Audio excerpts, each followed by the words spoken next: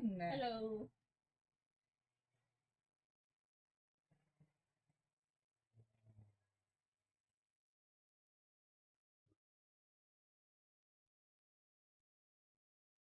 So we are, well, right now I am working on my sign, telling everybody basically be quiet because class is in session and I don't want her interrupted.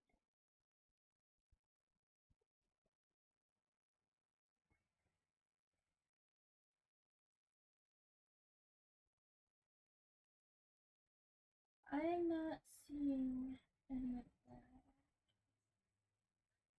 I have another idea.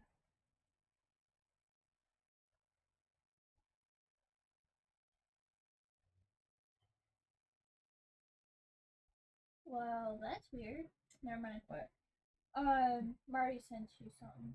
I think. I he sent me something? It showed a check mark. Not check mark. It was that all was lit up. Well, I sent him something. Oh. He is busy, young lady.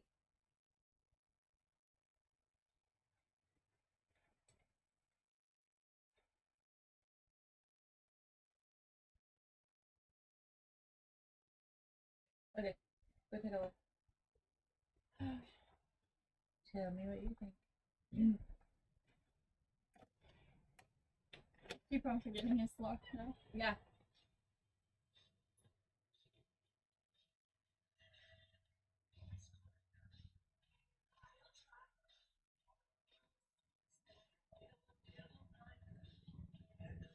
It's a little slow.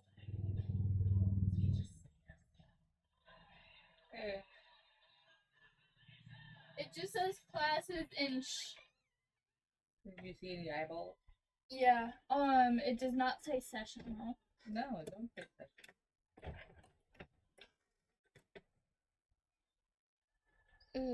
Okay. Gotta get.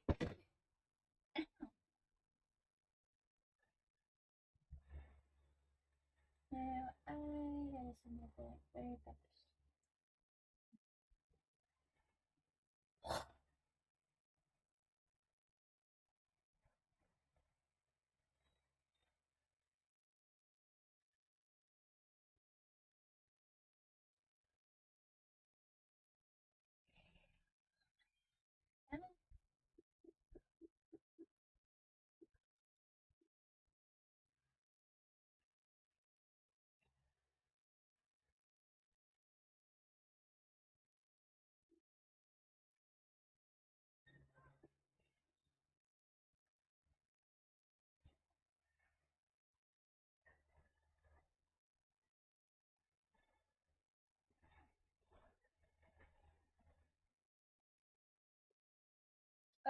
One hour ago, you missed a call from Sky.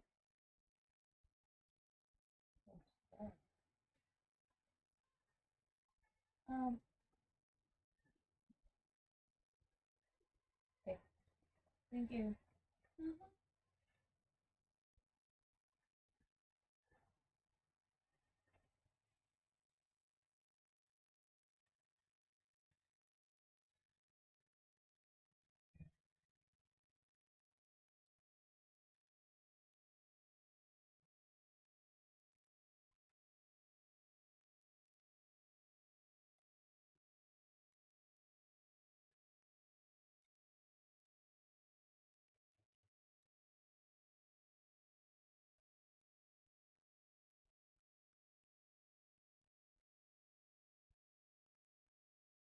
I'm leaving it as it is.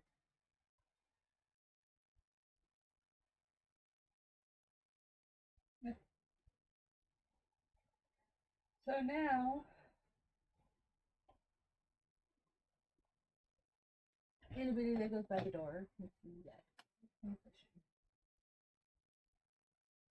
And you, little lady, better pay attention. I mean it.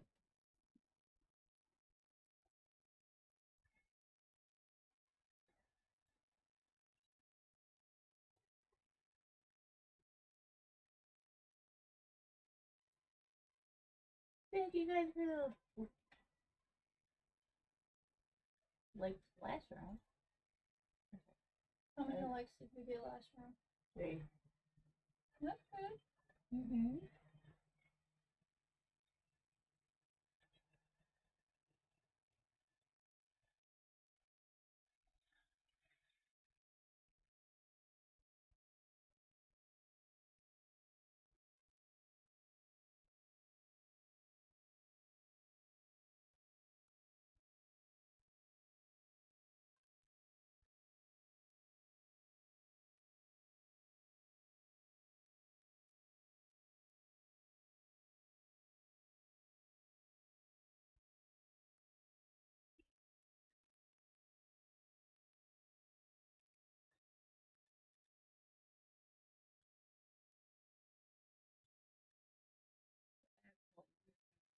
Couple different things to say.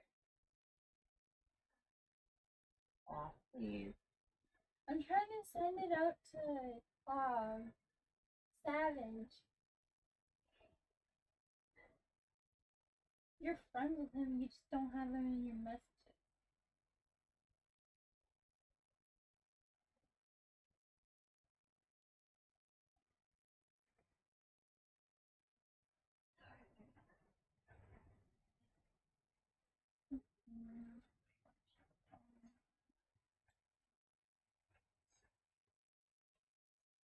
No, they should not. Breaking, the U.S. Senate just unanimously established October 14th of 2025 as National Day of Remembrance for Charlie Kirk. Should it not be September 10th?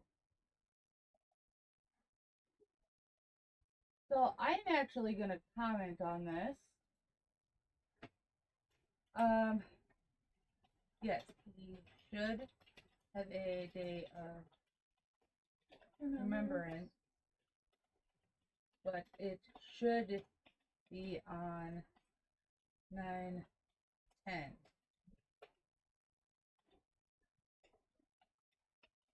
September 10th. The day he was assassinated.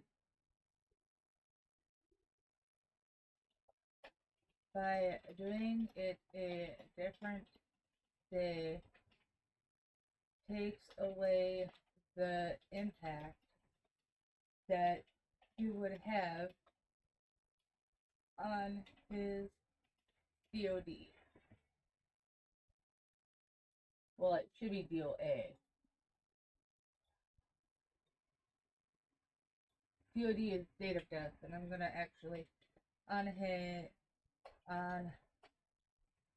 the day he died.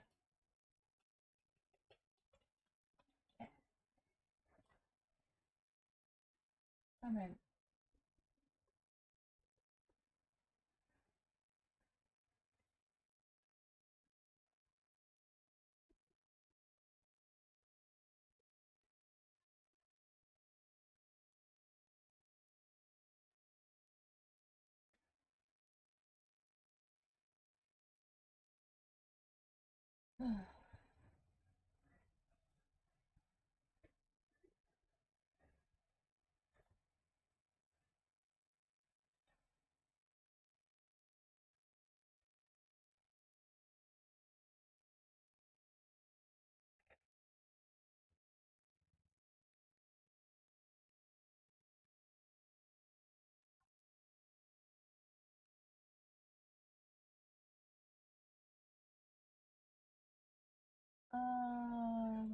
Something that Ruben is doing is a little bit political. We typically don't do that, but I don't know. It's something that I feel that for some reason should be shared. I don't know. It's just like, bear with me.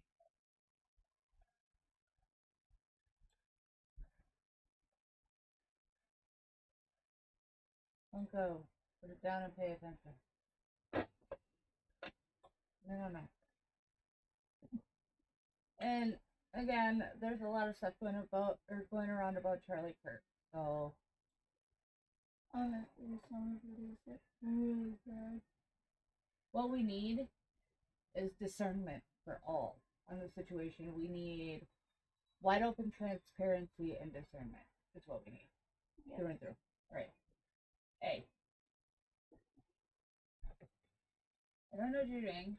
I'm trying to send it out to some people, but it won't let me find a certain flag that I need. Hello and welcome. You don't need to do flag before. Yes, for TC's username. Ready? 3, 2, 1. I am not going to sit here and be judged for not wanting to honor any legacy this man has left behind. One of the people who did not vote for it is a woman who married her brother. Her name's Ilhan Omar from Minnesota.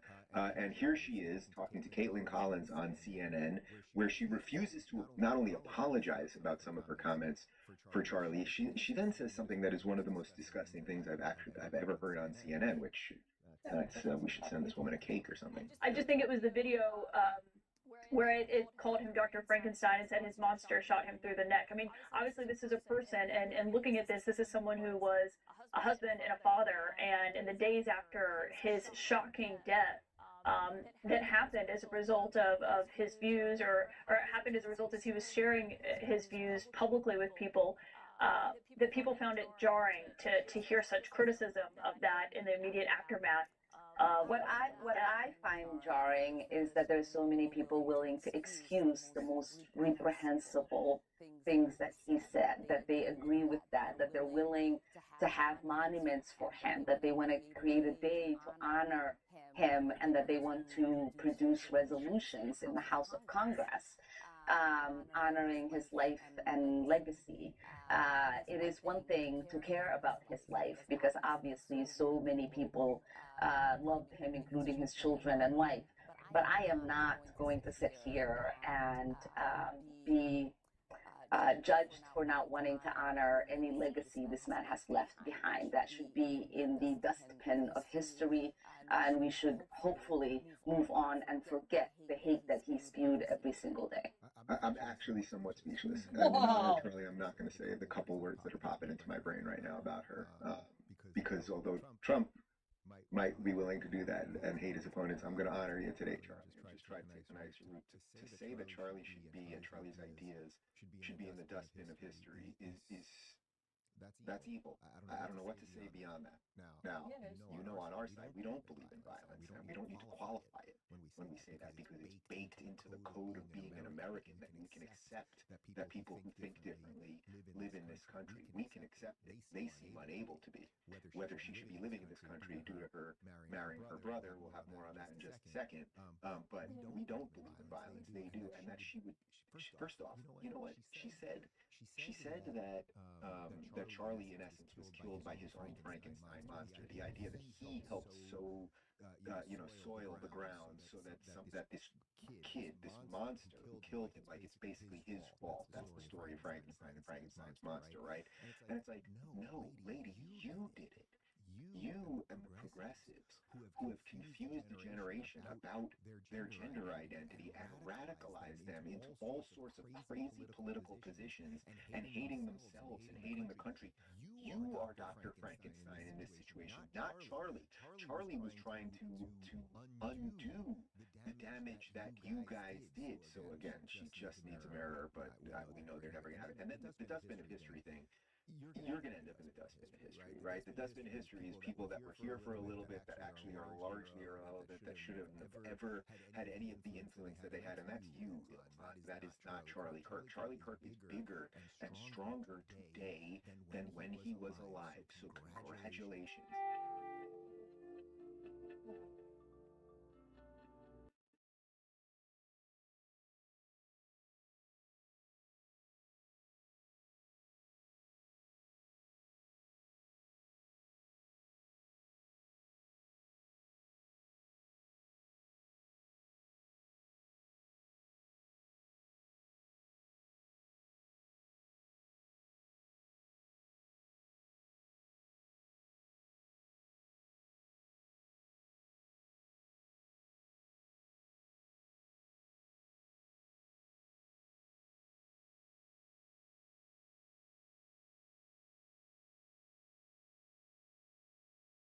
what that displays for not just Americans, but folks on an international platform is that our country is being led by idiots. It's a general rule across Western society that you shouldn't marry your brother. Has anyone in here married their? Nobody here has married their brother. Nobody. You don't marry your brother. It's not a. We don't have to really elaborate on that. I don't think you have to Google anything. I think, well, don't marry your brother. Don't marry your sister. Not a big deal. Unfortunately, Ilhan Omar has. It is starting to break forth. And Donald Trump, Donald Trump, he starts teasing stuff. People tell him he's a racist. And 2 years later, they're like, oh, the racist guy got it all right. Well, look at this from Donald Trump on Truth Social.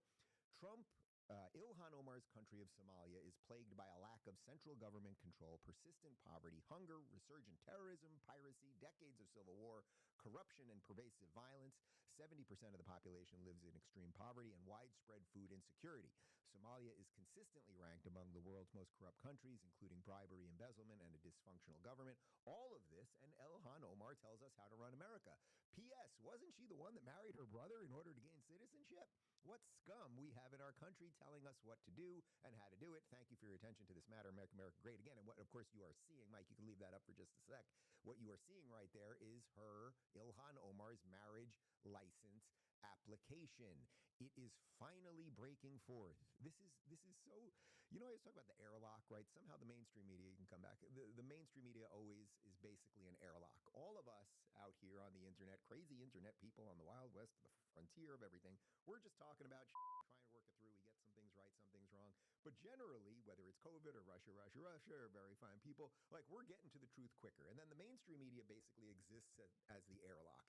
And every now and again, something breaks through the airlock or something becomes so obvious the airlock can no longer contain it. That would be, for example, last June when Joe Biden when Joe Biden during that debate just had the full-on breakdown that we all knew was obvious, but it was so damn obvious that the airlock could not contain it. Next thing you know, the next day on CNN, everyone's repeating what we've all been saying for years. The Ilhan thing has been bouncing around the internet for it could be 4 years at this point, right? And now finally Donald Trump is going for it. Ilhan knows she is in some hot water and, she's trying to offer some tepid defense. Take a look. He's uneducated enough to understand that members of Congress can't be impeached. When you have Nancy and Randy saying, we're on it, we're going to impeach her. When they're saying they're going to deport me, knowing full well that you cannot deport an American citizen.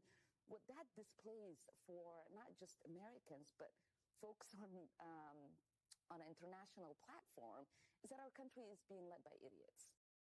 Well, sorry, Ilhan, but not only did everything you say there, is everything that you said there a lie and backwards, it turns out there's some factual evidence into why we can get rid of someone like you. This from Real AR on X. Once again, the know-it-all knows nothing. A naturalized citizen can lose their citizenship through a process called denaturalization, which could potentially lead to a deportation if certain conditions are met. Examples include providing false information during the naturalization process, committing serious crimes, treason or terrorism-related offenses could trigger denaturalization proceedings. So she married her brother for immigration purposes for her brother, so that could qualify as that. And then as it pertains to terrorism or some of those other things, I think I don't have evidence of this. This is my belief around her and Rashida Tlaib and some of these other people. They are going to find, either through a RICO case or something, they are going to find high-level coordination between people like them and these NGOs that are putting people out on the streets, that are working with, it's the Hamas crew and the Antifa crew that are committing acts of domestic terrorism and violence and much more.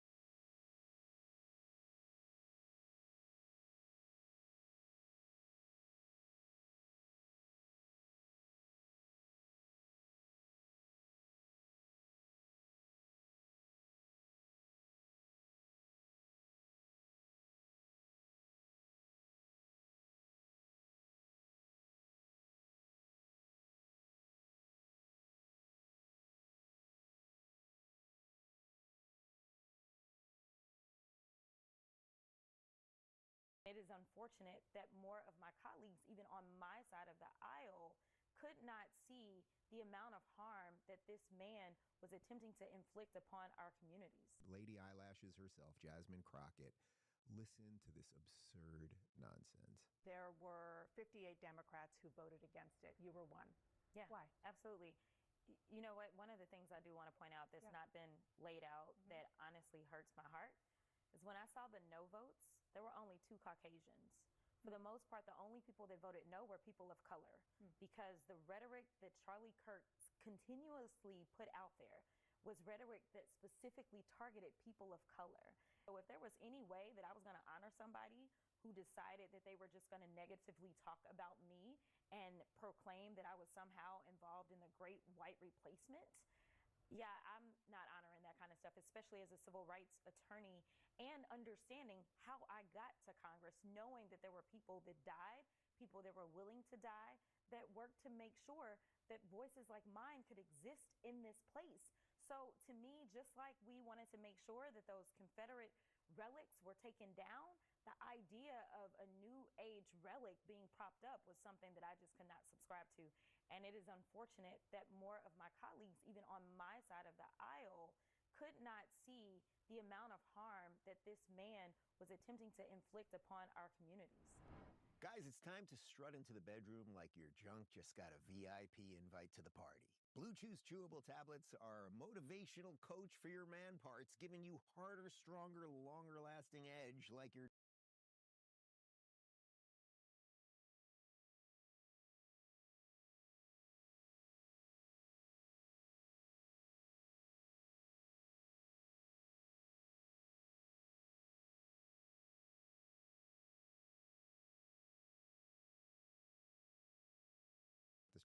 spirit of Charlie today, I'm going to hold off on Jasmine Crockett for a second, and I'm going to speak directly to you, Dana Bash. You know, I'm not a huge fan of yours. It seems very odd to me that you're a journalist. There doesn't seem to be a lot behind your eyes. You're more of a Democrat activist. Most people know that. But what I might recommend to you as a purported journalist is when someone says something so profoundly absurd, she basically is up there dancing on his grave saying he's racist. Let's just cut the crap with that, right? We know what she's doing there. Dana, what you might want to do, and even though we stopped the clip right there, she didn't do it. What you might want to do in the next sentence is say, well, that's some jarring stuff that you just said right there, Congresswoman. Can you tell me about the racist policies Charlie Kirk was all about? Can you tell me about some of those things? What were the specifics on that? But you never do that. Charlie Kirk literally was helping black people leave. I'm using the word literally, figuratively. He was helping black people wake up from the Democrat plantation. That is true. When you vote, any group, it does not matter, black, white, does not matter. When any group relentlessly and almost exclusively to the tune of 90+% always votes for a certain party, the party then owes them nothing. Charlie started to wake up people to that. He started to break the black community's vote so that they started to go towards MAGA. And we know in the last election, more black men voted for a Republican president than ever in history. And what Jasmine and the Democrats want, they want a docile, dependent group of black people that they can basically offer crumbs to every now and again. If the Democrats cared about you so much, then wouldn't things get better for you when the Democrats are in office? The Republicans are trying to get the government off your back. The Republicans are trying to treat you like adults, like everybody else. But if you just want the handouts, the little bit of handouts that they give you, the little bit of dependency they keep you so that you will just suck on that teat forever, then I suppose keep voting. But the idea that Charlie Kirk was racist in any way, and then she says her 2 Caucasian colleagues, it's like, you, lady, are more racist. You have more racism. You exerted more racism in that 30-second clip on CNN than Charlie Kirk has ever espoused in any public setting that I have ever heard, period. Scott Jennings, a mild-mannered man who in a normal world probably wouldn't even be on TV because he's just laying out the most obvious common sense things, has to do it day after day after day on CNN. Well, she's lying. I mean, Charlie Kirk targeted nobody. He was not racist in any way.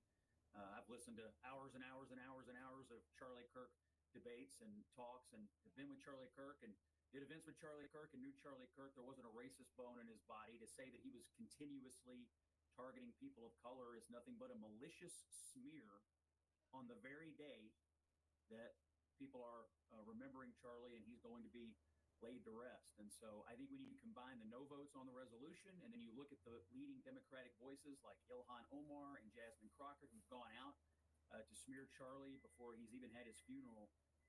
When I hear people say, well, you need to come together and both sides need to turn down the rhetoric, a lot of the people saying that need to look inward right now. Reminder, Dana Bash, what you could do when you're doing these interviews, and if you want me to come on the show so I could explain this to you, maybe that would be a good idea. What you might want to do is after you hear Scott say something like that, you might want to comment yourself and say, you know what? Actually, we did some research here at CNN. We've got a lot of people in this big fancy building, and we also could not find anything that Charlie said that was racist.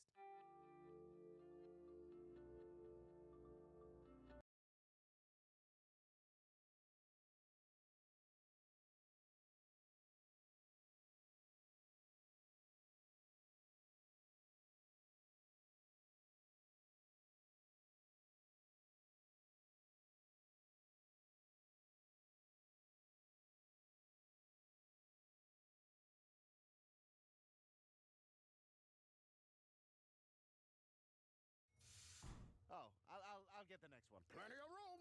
No, I'll just take the escalator. Squeeze on in. I'd rather my robes didn't smell like a fillet of fish all day, thanks. That's hurtful, man. What's up, guys? Spenny. Donald Trump already doesn't like the United Nations. He's called it a cesspool of globalism, and he gave a speech there yesterday where he roasts all the globalists to their faces. They didn't quite like that, and the individuals who run the United Nations seemingly tried to create a house of horrors for Donald Trump as he walked through the building in order to get to his speech. Not a smart idea. What you can see here in this clip is that they turned off the escalator right when President Trump and Melania Trump got on in order to walk up the escalator. You can see here President Trump and Melania Trump getting on the escalator, and then the escalator shuts off. This is, of course, a massive security problem. And then Donald Trump and Melania Trump have to walk up the stairs, which, of course, they can do, unlike Joe Biden. But the intention here was in order to clearly have Melania Trump and Donald Trump trip over each other and to create a embarrassing moment for them. You can see right here. Again, the escalator, which is moving, stops. And then the goal, you can see a little bit of a jolt there for both of them as they look confused. The escalator stopping, obviously, was done on purpose. Here's the clip. We love that punctuality. Yes. And the First Lady also going to address the UN as well as she arrives with her husband, and they go up the escalator this time. I heard a few questions being shouted there, but no responses. Stand by. I don't know if there's audio on that or not.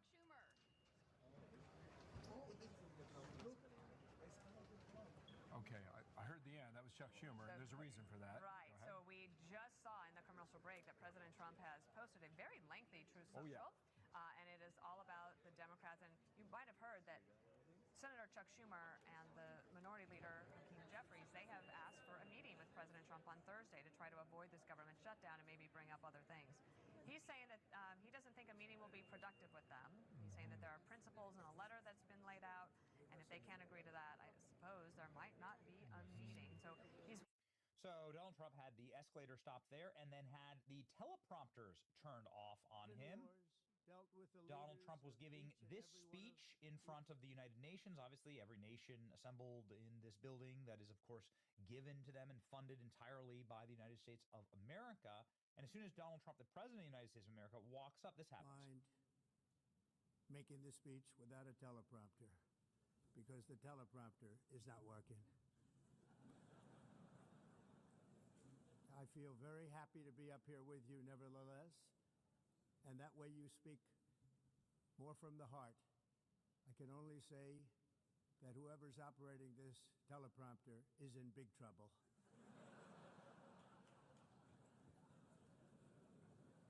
Trump not having it. All I got from the United Nations was an escalator that on the way up stopped right in the middle. If the First Lady wasn't in great shape, she would have fallen. There you go. But she's in great shape. Trump knows it. That was the point. We're both in good shape. We both stood. And then a teleprompter that didn't work. These are the two things I got from the United Nations, a bad escalator and a bad teleprompter. Trump is joking. J.D. Vance is joking here. He laughed at this post, but I'm not sure that the United Nations is going to be laughing. J.D. Vance saying, all kidding aside, anybody notice how, despite the lack of a teleprompter, he delivered a clear, reasonable address to the United Nations on foreign policy. It's nice to have a president with a brain, says J.D. Vance. Okay, cool. Well, President Trump has a brain enough to say maybe he was being sabotaged internally at the United Nations. You know, this has obviously happened to President Trump within his own government. There's obviously been left-wing sabotage and deep state sabotage constantly. And so let's look at what Trump has to say here. It's an honor to speak before the United Nations. Before the speech, and was very well, I believe the speech was well received. Focus on energy and immigration. Talk for a long period of time in the forum. Absolute best. Hope everyone watches it. The teleprompter was broken and the escalators came to a sudden halt as we were riding up to the podium. But both of those events probably made the speech more interesting than it would have been otherwise. It's always a great honor to speak, even if their equipment is faulty.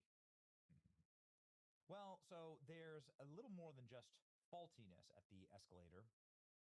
The White House exposes dangerous plot to humiliate Trump, Melania at the United Nations. The goal here was obviously, object in motion will stay in motion. Object at rest will stay at rest. It's, thermodynamics. If you're on a moving escalator and it suddenly stops, then you fall over. And the goal would be to get like a Biden moment here to trip up Donald Trump, literally. The White House has condemned the United Nations security and accuses their staff of deliberately turning off the escalators to embarrass President Trump. Melania Trump were forced to walk up the escalator when it suddenly stopped, right when they stepped on the escalator. That's how you know. Secretary Caroline Leavitt immediately cited a report by the Times on Sunday that noted that the UN had joked that they could turn off the escalators and the elevators in the building. The pranksters reportedly planned to make Trump walk up the stairs or simply tell him they ran out of money. If someone at the United Nations intentionally stopped the escalator, the president and first lady, there will be fired and investigated immediately. The mishap seemed to be the tone of Trump's fiery tirade. The president later sneering, all I got from the United Nations was a broken escalator and teleprompter. Trump's speech left world leaders stunned as he accused the United Nations of funding an assault on the West through immigration and warned that Europe is going to hell. Very true. To Mark Trump's, here's Caroline Leavitt's post here, and then we'll play Caroline Leavitt's clip from Fox News. If someone at the United Nations intentionally stopped the escalator, they need to be fired and investigated. Obviously, this is a massive security problem. This could lead, of course, to President Trump tripping, falling on his face, hitting his face, injuring himself. The escalator teeth are sharp. You could really do damage there. Donald Trump, call it what it is. He doesn't fall down, right? We've never seen anything like that. But I've tripped on escalators before. I'm half the age of Donald Trump. To Mark Trump's arrival, UN staff members had joked that they may turn off the escalators and elevators and simply tell him they ran out of money, so he has to walk up the stairs. Look at that. So yeah, Caroline Leavitt saying, this ain't gonna happen. We are going to freaking investigate you. Go. Caroline, it does appear to be sabotage with the escalator and the teleprompter. What is the White House going to do about that? Well, Jesse, that's definitely what it appears to be to me, and that's why I put out a statement earlier. There was some concerning reporting over the weekend from the London Times, as you pointed out, that UN globalist staffers were basically plotting to set up the President of the United States. And first it was the escalator, then it was the teleprompter, and then Katie Pavlich from Town Hall, who we offered a seat in the press pool to cover the president's historic speech today, noticed that the audio inside of the room was much lower and different for the president of the United States than the previous speaker. So when you put all of this together, it doesn't look like a coincidence to me. And I know that we have have people, including the United States Secret Service, who are looking into this to try to get to the bottom of it. And if we find that these were UN staffers who were purposefully trying to literally trip up the president and the first lady of the United States, well, there better be accountability for those people. And I will personally see to it, Jesse. Good. I'm not the only person saying this. See Bannon saying the escalator stopped exactly when Trump steps on it. Come on. Teleprompter doesn't work. But the dictator in Brazil worked just fine. They're messing with him. The UN thinks they're cute. Pull every penny and shut it down. Could not agree more. Do it and do it now. The escalator stopped the moment he stepped on it, and the teleprompter stopped working the moment he got up to speak. Ooh, baby. You are messing with the wrong guys, the wrong administration. So many different fronts to fight upon, and, well, time to get going. Defund the UN. Perfectly had with that one. That's like the easiest call of the administration. It's your boy Benny, like, share, and subscribe. See ya.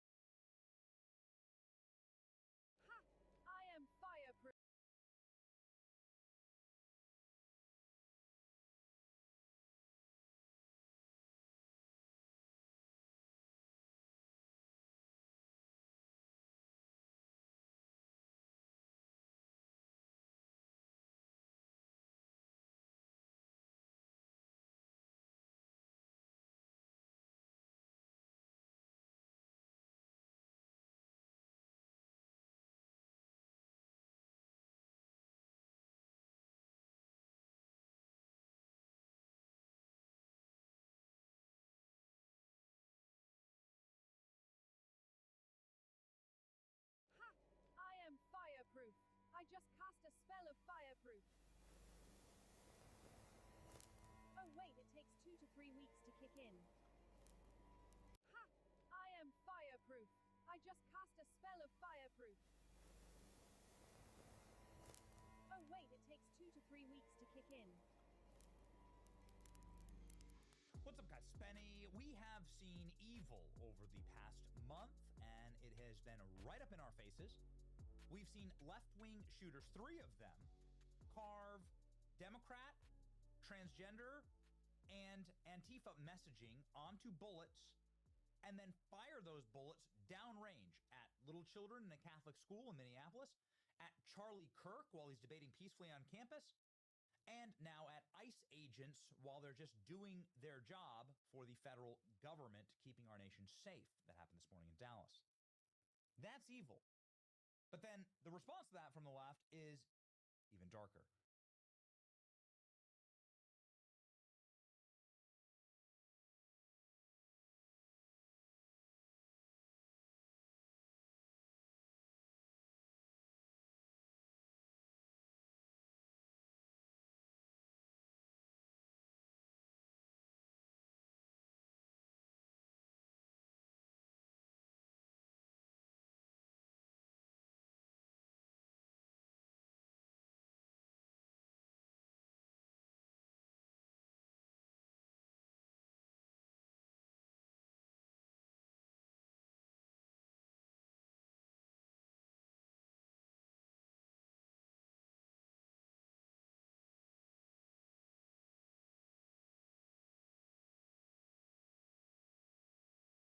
Many of these attacks have been, all of these attacks have been celebrated by factions of the left. The left has squealed with glee at the murder of their political opponents. Many leftists, thousands of them, have lost their jobs for it or been suspended from their ABC show. Some leftists have been charged with violence for attacking Charlie Kirk memorials. Other leftists have committed further terrorism, like shooting up an ABC News local station or planting bombs on a Fox News vehicle that happened right after Charlie Kirk's assassination. It's just a reminder that as soon as Charlie Kirk was shot, the first thing that happened was a Democrat raised his hands and says, "I'm the shooter, I'm the shooter." This man turned out to be a pederast named George Zinn, who pulled authorities toward him so that the shooter was able to get away. Still no connection as to whether George Zinn was working.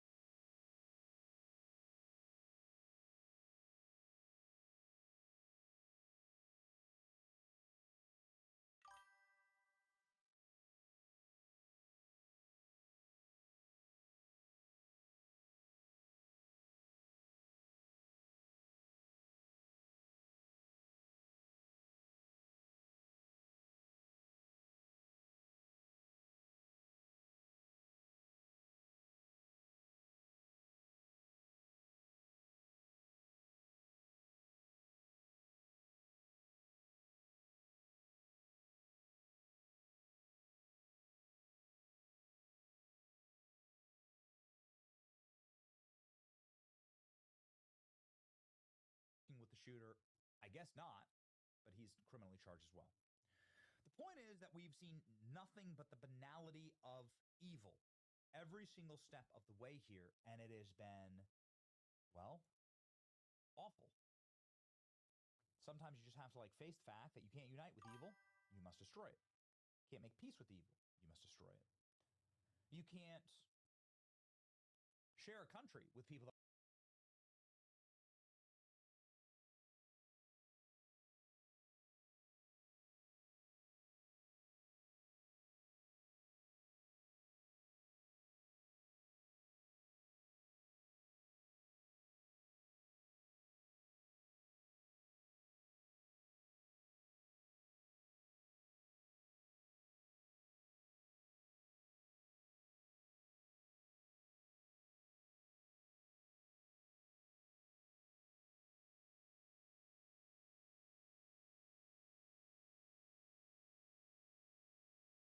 want you dead.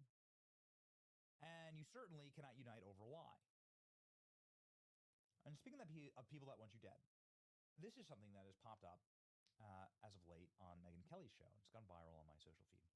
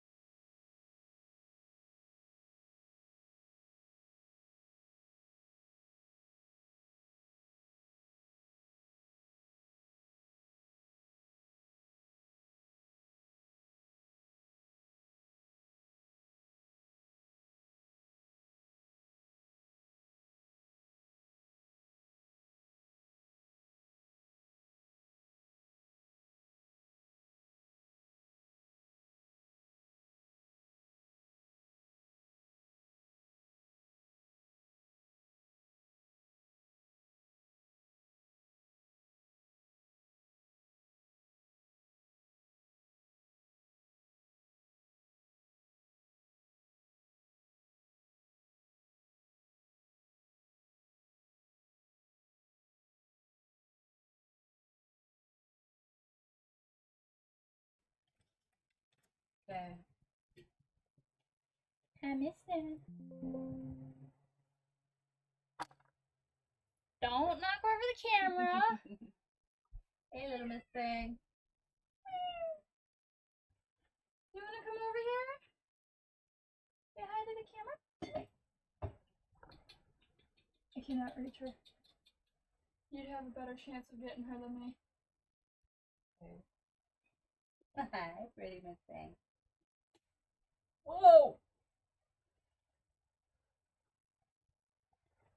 What, you can hear us now?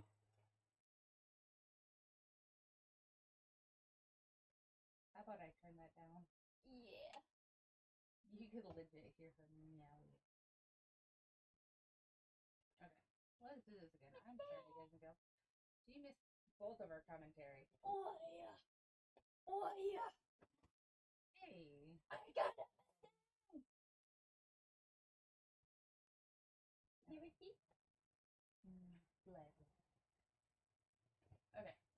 That in the days, nay, the hours before Charlie Kirk was shot, he was being spiritually tortured by witches?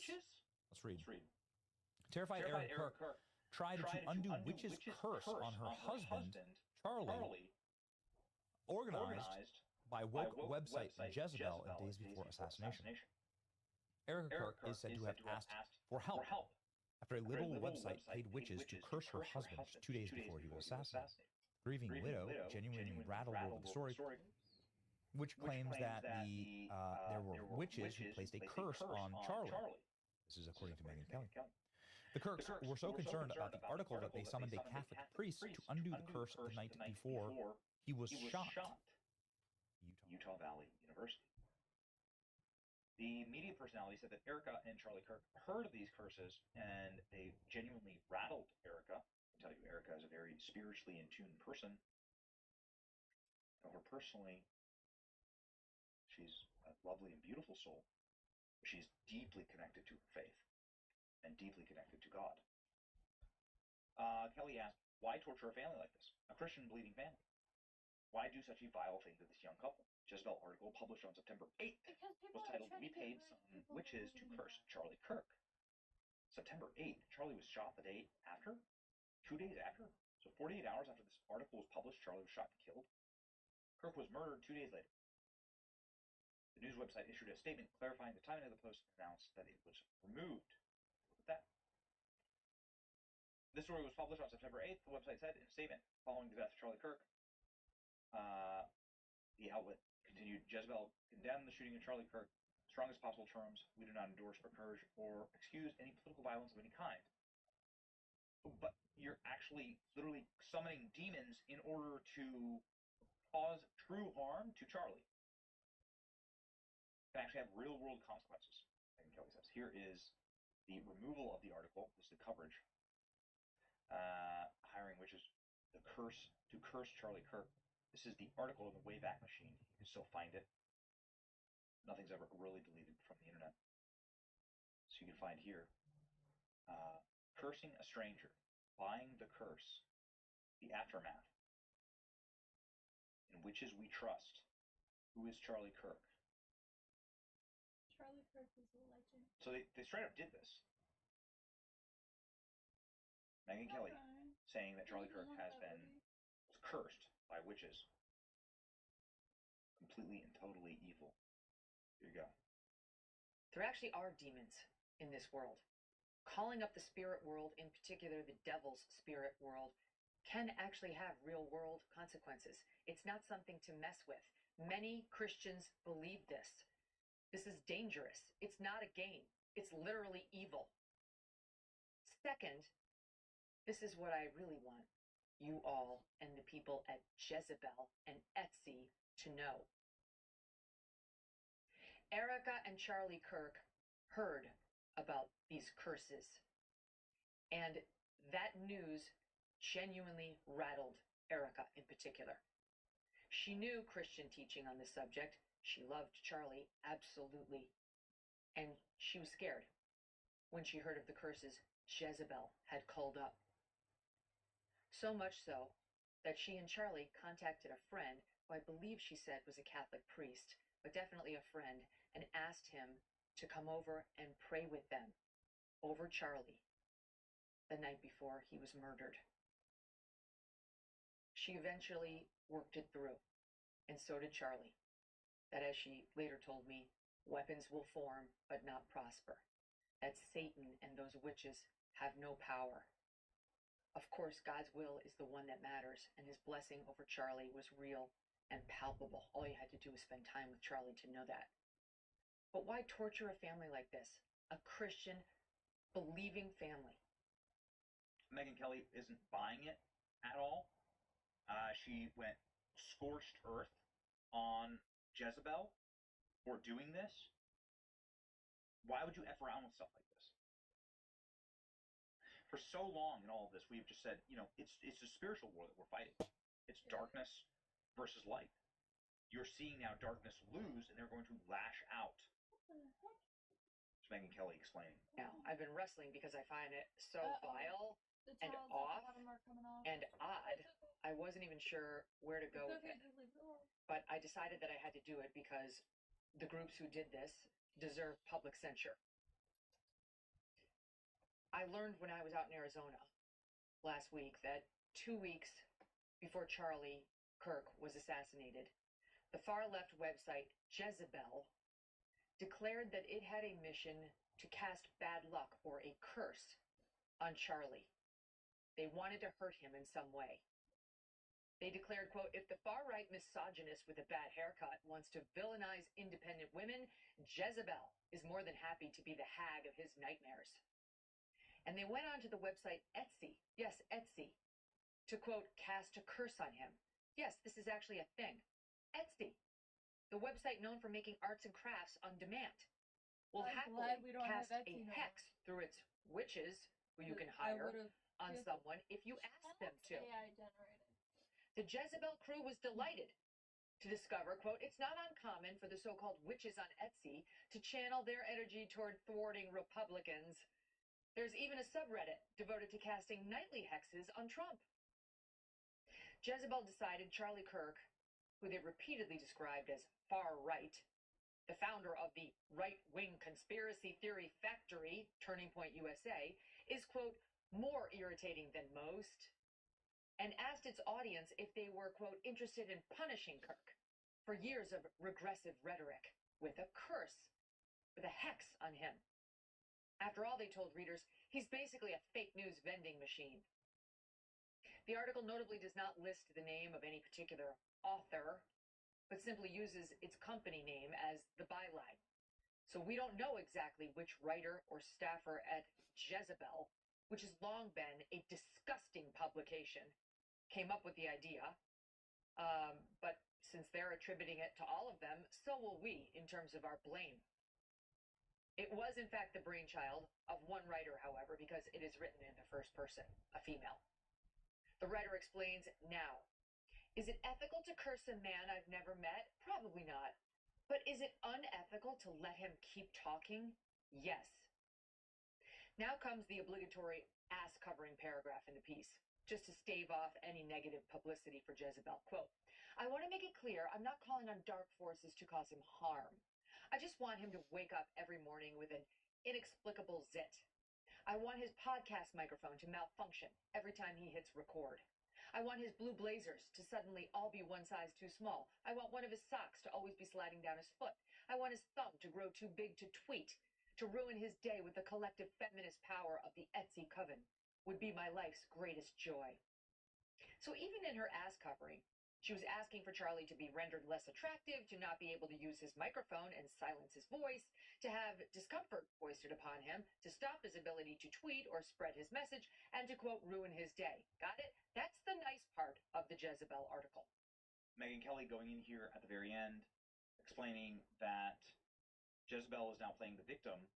They've taken the article down for legal reasons, and that they are saying they're doing it for their own safety. So they pay witches to curse Charlie Kirk. They cause excruciating pain to his family. In whatever level this had an effect on Charlie Kirk's assassination, it certainly didn't help. In a good way, in a bad way, perhaps it did. I don't know. I believe in this stuff. I believe in the spiritual realm. And now Megyn Kelly saying they're playing the victim. Remarkable. Oh wow, you don't have a million After the and one shooting, tabs open. Jezebel took down the article, quote, on the recommendation of our lawyers. They underscored that the piece was meant to be humorous, intended as satire, and that they made clear they wished Charlie, quote, no physical harm, which is not the full story now, is it? At the same time, they said of the article, quote, we stand by every word, which means they did want him cursed. They wanted everyone to hate him. They wanted it to be powerful, and they wanted Charlie, quote, punished for years of regressive rhetoric. They also made clear that taking down the article was, quote, driven by an abundance of caution for our staff. In other words, they were worried about violence against them by Charlie Kirk supporters. Okay. They also, they wrote, wished, quote, to avoid the piece being misused in a tense and volatile environment. Stop. Hitting buttons. Okay, so we will finish that one. I don't want to show you what it says.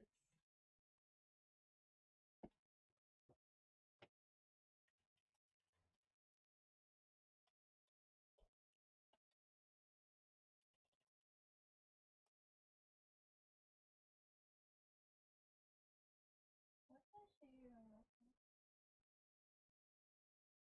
Jezebel was the daughter of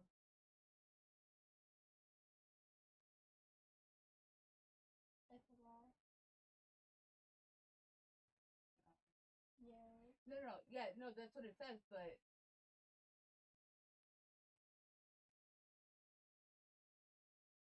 leave it alone. Trust.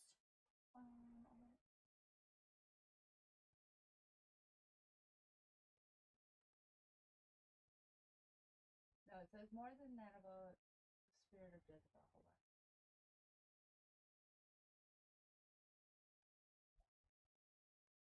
on. Okay. Queen Jezebel is the daughter of Ethebal, king of Sidon, and the wife of Ahab, king of Israel. Jezebel promoted the worship of false gods, which are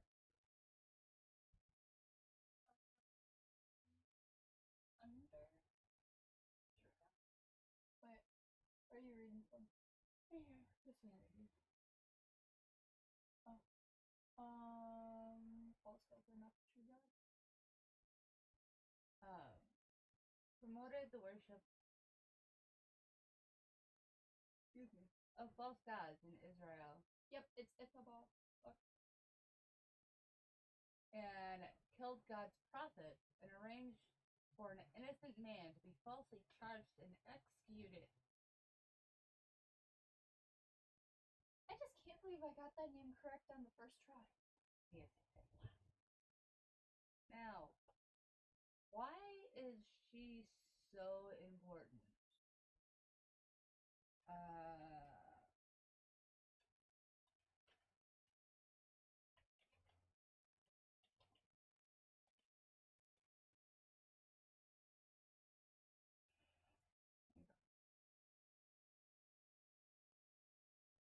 Don't forget to smash that like button if you haven't already. So, Revelations 20. Alright. Give me a second.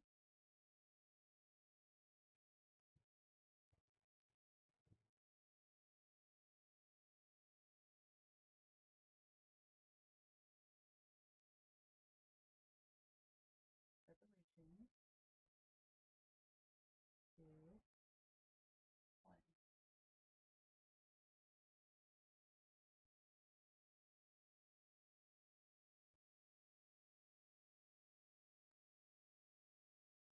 They can't even see it.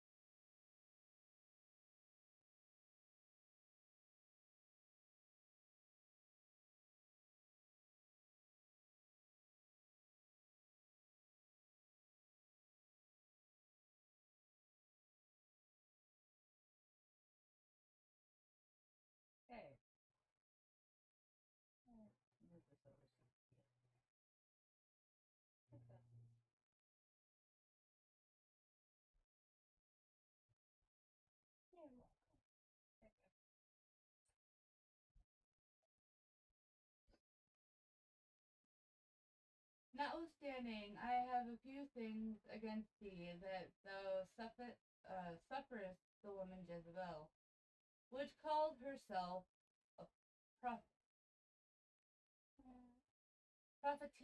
to teach and to deceive my servants, to make them commit fornication, and to eat meat sacrificed unto idols.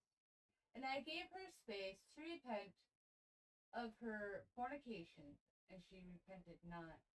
Behold, I will cast her into a bed, and them that commit fornication with her unto great affliction, except they repent them of their work. And I will kill her children with death, and all the churches shall know that I am he that searched the reins and heart. And I will give unto every one of you according unto your works. And unto you I say, the rest of them of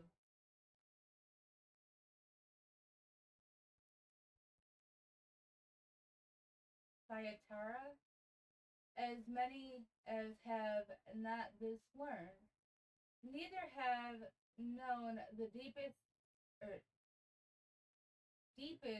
of Satan as they speak.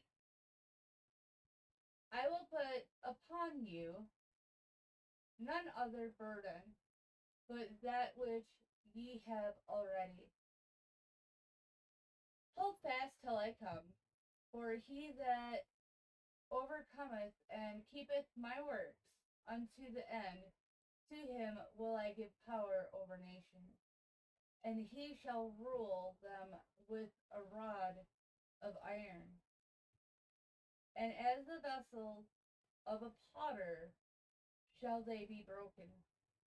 Even as I receive of my Father, so will I give him the morning star. Let him that hath an ear hear what the Spirit saith to the churches. Oh, Thyatira. Okay. So, who is Jezebel? A witch. More so. Who is she referred to as being with?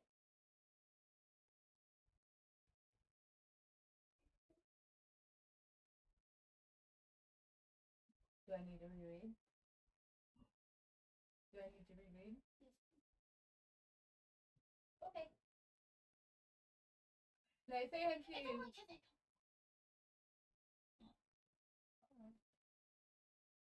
them of, what did you say it was?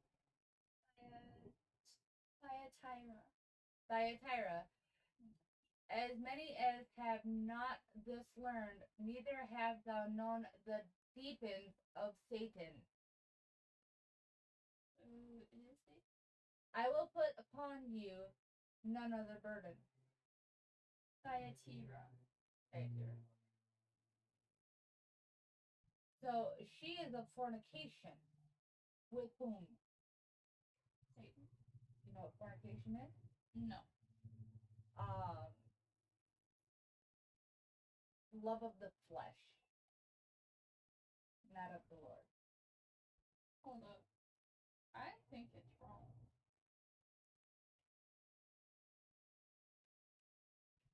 Thyatira. Yeah, I got it right the first time. Thyatira. No, it's saying it in my ears.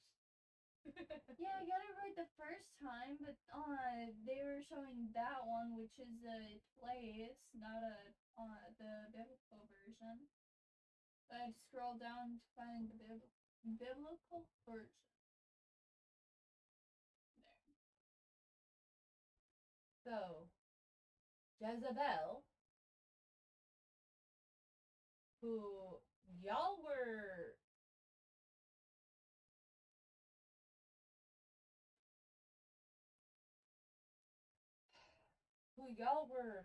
saying, hey, do this to him. You were playing with Satan's wife.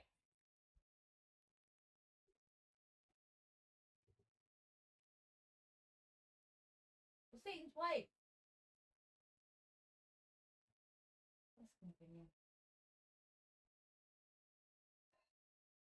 And this is why I think what I do about the Bible. There was not, they made clear, any change in their editorial and judgment. In fact, they emphasized, quote, we may republish at a later date. They then rambled on about the country's gun problem and the heated political divide in the country and free speech, noting they do not actually condone political violence. Now, again, you may be saying to yourself, why are we talking about Etsy curses? None of this is real. Well, two things. Yes. First of all, Christians are opposed to casting spells or trying to contact the spirit world. Not only because they believe there's only one God, but because they acknowledge the existence of the devil and evil spirits. There is evil in the world.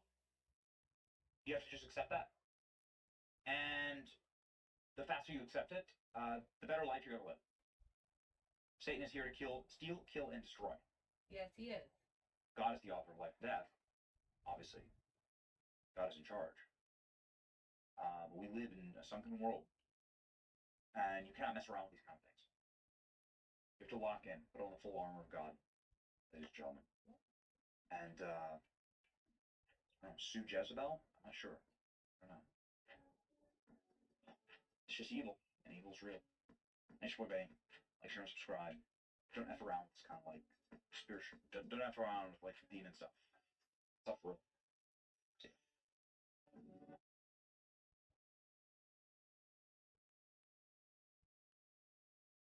He's pretty cool.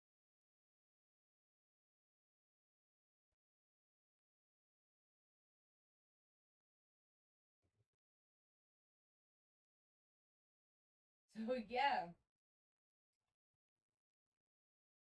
what I've been trying to teach my children to protect them from, that I pray over them every day. She just seen firsthand. Well, not firsthand, but you know what I mean. I've talked very little about spells and incantations and things like that with any of my children because I do not want them to go down that road.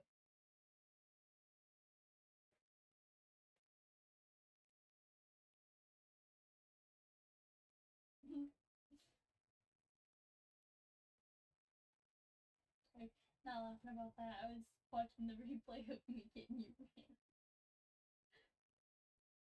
Hold up. You're sad. Don't do it. Peace at the uniform. Lord Heaven Almighty! Why did you do that? Poor cat. Poor putty tat. Hold up. Okay. Let's hold her. Peace at the uniform. See her head moving with it. Wing. She just likes hope. Hi, baby. Have a kiss before you run away. I love you. Watch. Ready? Ready? Don't. This is what she did. Peace at the uniform. Dancing on rainbows. Hi, baby. Run. She said, 1, 2, 3, run.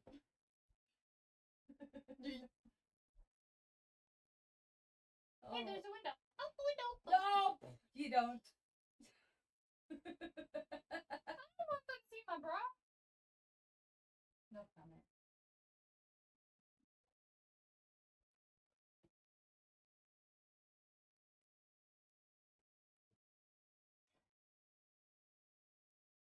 No.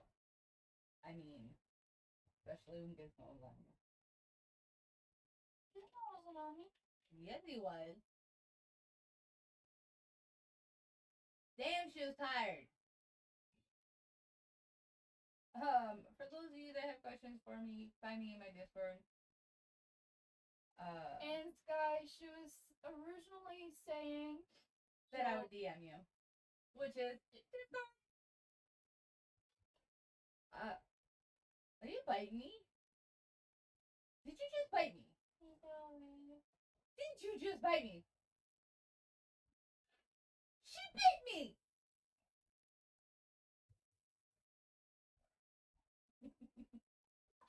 That hurt. I need to actually get you. You got my skin with your nail. I know. It's fine. I deserve it. No biting. No. No biting. Not allowed. Oh, cold. So we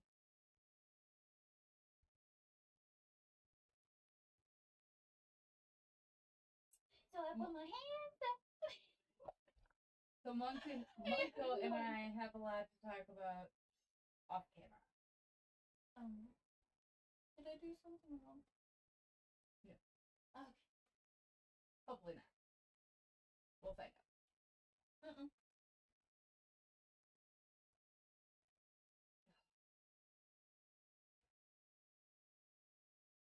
Okay.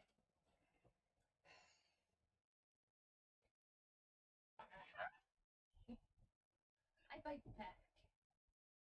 Only I bite harder. Your shirt is very pink. Alright. Oh yeah, there's a few things on here that has me scratching my head, to say the least.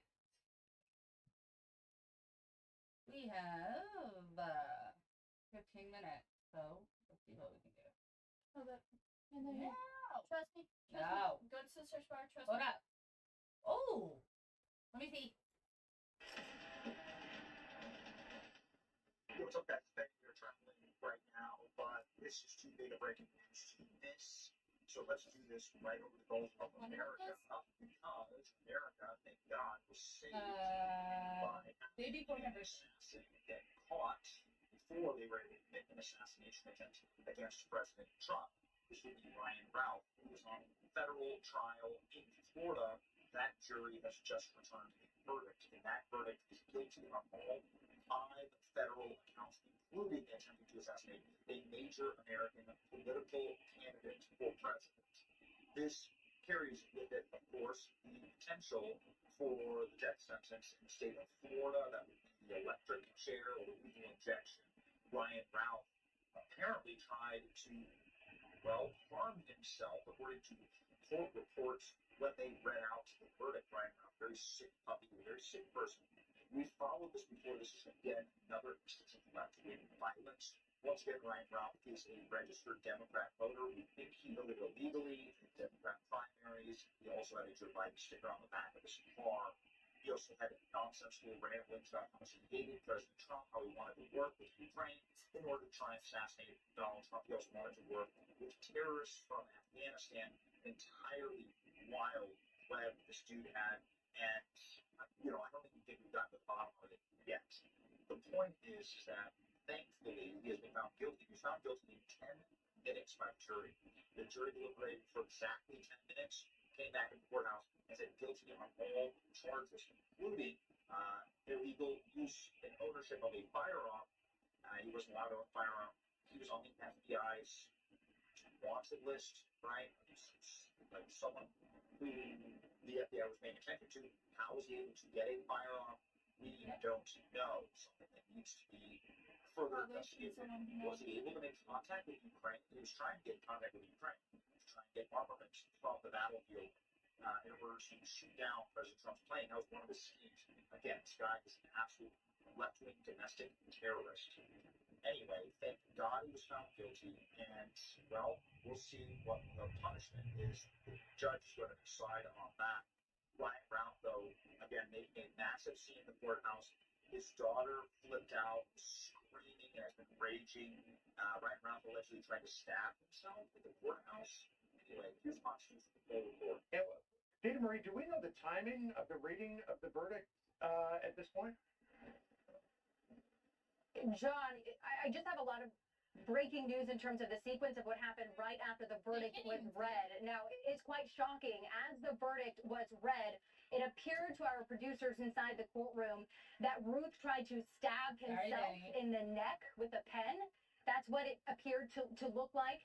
Then 4 marshals dragged him out of the courtroom, took his coat off, They then shackled him at the waist and ankles, and then they brought him back into the courtroom. So again, this just in from our producers.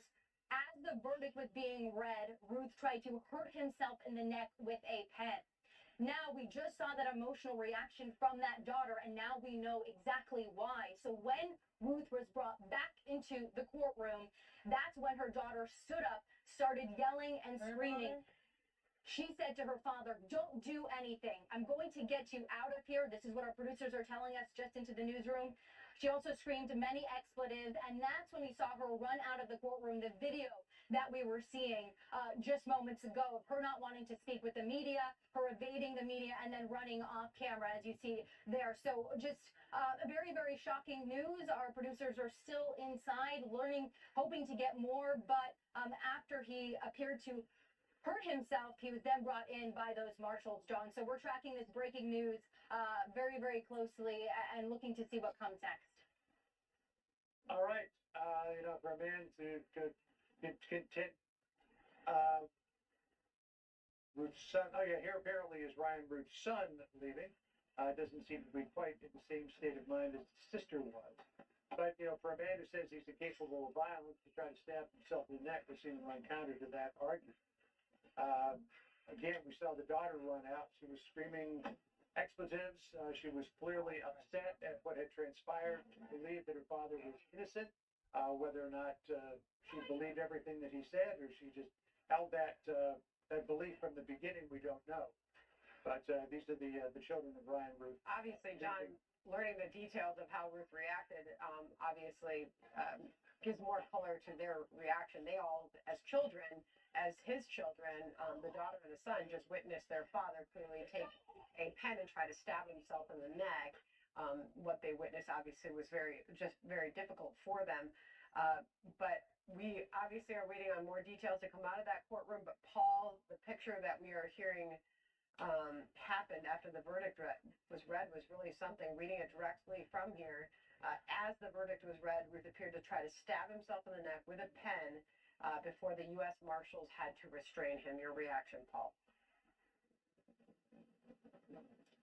Well, it goes a little bit to what I had said earlier. I hadn't heard that fact yet, but this idea of having something of a martyr complex, I really feel like he wants to stand for something, and he feels so deeply anti-Trump that he is just really willing to do anything. Good on the marshals for getting a hold of him before he could do himself any major damage. Obviously, that contextualizes now the family reaction. One thing I would mention is that he had access to this $150,000 that I spoke about earlier because he was using family accounts. Now, I don't know that family was in any way cognizant of what he was going to do, because obviously I think then they would have been charged. But there are still some lingering questions about his movement of money, his movement internationally. I still think that despite the fact this case went how so many of us expected it to, there are still some questions. And just to broaden the canvas, we have to recognize something else. In what's been, a year and a half, we've had Thomas Crooks, Ryan Ruth, though however clownish, represented a real threat to the President of the United States, the future president at the time. We've had Tyler Robinson. We've had the Mengione incident in New York. We have whatever happened in Nashua when somebody stepped into a wedding with a gun, started firing, killed some poor unfortunate. We had somebody shoot up ABC Studios in California, reportedly over the Kimmel decision, the first decision to take him off the air. My point is, we are undeniably in a cascading series of leftist-inspired political violence. And we kid ourselves by ignoring it. If this had been the other way, and I'm sorry to politicize this, but it is political, we would be under a torrent of commentary and law enforcement crackdowns. And at some point, you got to call BS. This has to stop. And it doesn't seem to stop. And it doesn't seem like anybody in legacy media and some of the usual outlets are willing to call it what it is. So at this point, yeah, he's guilty. He represented himself. It was weak. It was silly. But at the end of the day, that doesn't mean it wasn't dangerous. This guy was a threat.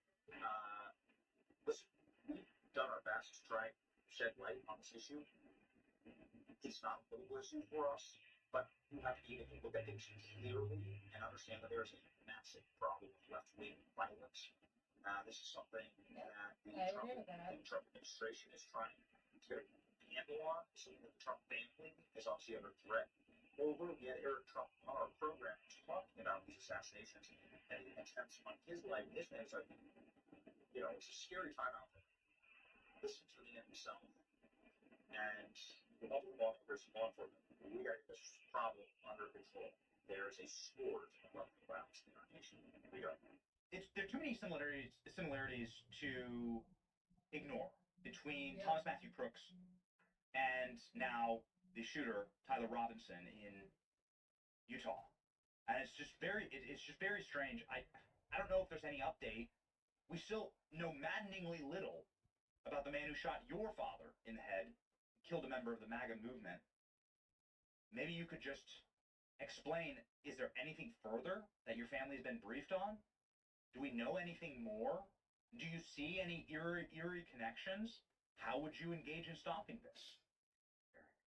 Benny, I write about this a lot in Under Siege because I am not satisfied. And, I write about a lot how my father is actually one of the most patient people you've ever met. For a whole host of reasons, he said that he's been satisfied by the explanations. And it's probably the first time in my adult life where I just respectfully disagree. And he's got a different set of calculus clearly than I do as a son. National security concerns, a whole lot of other things that all play into understanding the intel behind the scenes, but yet being able to compartmentalize somebody who tried to extinguish your life. I'm not satisfied, Benny. And I'm not satisfied because, honestly, the FBI was able to get into the phones of every single, 70-year-old lady who walked through the Capitol and took a selfie and destroy their lives, yet we have one picture of the Butler shooter. We have one, right? I mean, he was cremated, 5 days later? 7 days later? Most family pets aren't cremated in that period of time, yet the guy who tried to extinguish the 45th and very soon to be 47th president, were cremated within days? Never able to get into his multiple phones? No other picture of the guy was ever reported. We know more about the guy from Guatemala who got deported last week than we know about the guy who tried to take out my father. Now, does anybody actually believe if that was the opposite way around? Let's put any other Democrat in there. Do you really believe that the lack of transparency would have been as great as it was here? I'm not freaking satisfied. And I talk about that a lot in Under Siege. We deserve answers. We deserve to know who these people are. We deserve to know what's on their phone. And yet, everybody lawyered up. There was a big clash between all the law enforcement agencies. I know this because the Palm Beach County Sheriff down here is a good friend of mine, in terms of crooks. And obviously, it was partially their jurisdiction. And he tried to get everything, and they wouldn't give him anything, and everybody lawyered up, and everybody got subpoenaed, and nothing was said. And they let time, fade this into oblivion, including by mainstream media who didn't want to talk about it because it didn't work for their narrative. I'm not satisfied with who the Butler shooter was. I'm not satisfied by anything that we yet know about this Florida shooter, albeit at least he's on trial, so we'll start to piece it together based on the fact that there actually is real journalism in this country, and that is you, right? That is independent voice like Benny Johnson and other podcasts, which are the only ones who will actually pick this apart, and actually talk about the messages that were written on these shell casings, because you better believe ABC and CNN and NBC, it won't make a minute of their time because they're dishonest and it doesn't fit their political narrative. But no, Benny, I'm not satisfied at all. I think there's been a huge injustice that's been done. We know so little about these people. And I can tell you as a son, and as a guy who stood on that stage every day, and as a guy who fought the very siege that I write about in this book, you better believe I want answers more than anybody.